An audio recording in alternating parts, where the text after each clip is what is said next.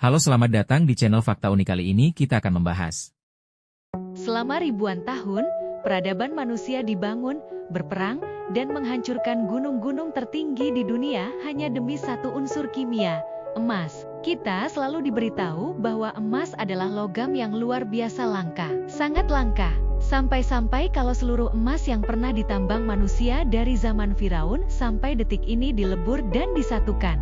Ukurannya cuma cukup untuk mengisi 3 kolam renang Olimpiade. Sangat sedikit, bukan? Tapi bagaimana kalau saya bilang, persepsi kita tentang kelangkaan emas ini adalah salah satu kesalahpahaman terbesar dalam sejarah. Faktanya, planet bumi kita sama sekali tidak kekurangan emas. Kita hanya sedang mencari di tempat yang salah. Untuk memahami rahasia ini, kita harus mundur ke 4,5 miliar tahun yang lalu. Saat itu, bumi bukanlah planet biru yang tenang seperti sekarang, melainkan bola lautan magma super panas yang mendidih dan terus-menerus digempur oleh batuan luar angkasa. Di tengah neraka kosmik ini, terjadi sebuah proses fisika yang disebut diferensiasi planet. Bayangkan seperti campuran minyak dan air yang didiamkan. Material yang ringan seperti batuan silikat perlahan mengapung ke permukaan untuk membentuk kerak bumi tanah yang kita injak hari ini. Sementara itu, material yang berat dan padat mulai tenggelam ke bawah. Dan disinilah nasib emas ditentukan. Dalam ilmu kimia geologi, emas digolongkan sebagai unsur siderofil dari bahasa Yunani yang berarti pecinta besi.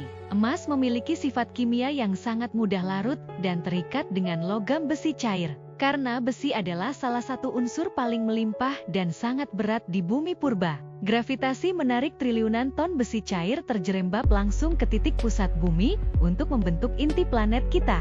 Saat sungai besi raksasa ini tenggelam ke kedalaman ribuan kilometer, ia bertindak layaknya spons atau vakum raksasa. Besi-besi ini menyapu bersih dan menyedot hampir seluruh logam siderofil di jalur yang dilewatinya.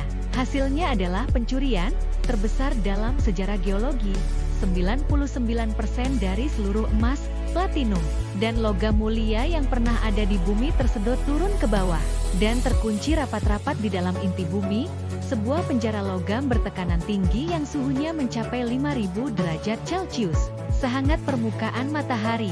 Berapa banyak 99% emas itu? Berdasarkan perhitungan para geofisikawan, total emas yang terperangkap di inti bumi kita diperkirakan mencapai 1,6 kuadriliun ton. Angka itu terlalu fantastis untuk dicerna otak kita. Jadi mari kita buat analogi visualnya. Bayangkan kita memiliki teknologi super untuk menyedot seluruh emas dari inti bumi, lalu menyebarkannya secara merata ke seluruh permukaan bumi. Jika kita tuangkan emas itu ke atas daratan dan lautan, emas tersebut akan membungkus seluruh planet ini dengan lapisan emas murni setebal 50 cm.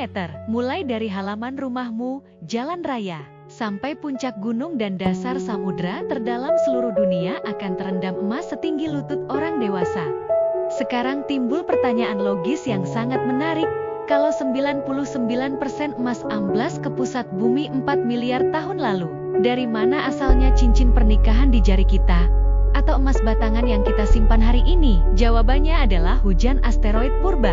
Ratusan juta tahun setelah kerak bumi mengeras dan dingin, bumi kita kembali diserang oleh sisa-sisa meteorit pembawa logam dari luar angkasa.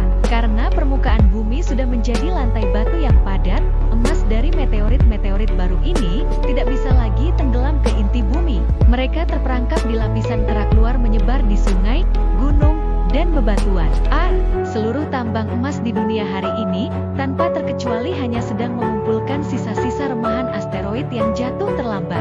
Sebuah ironi yang indah, bukan? Manusia menghabiskan ribuan tahun saling bertarung dan menggali permukaan tanah demi sebutir logam luar angkasa. Padahal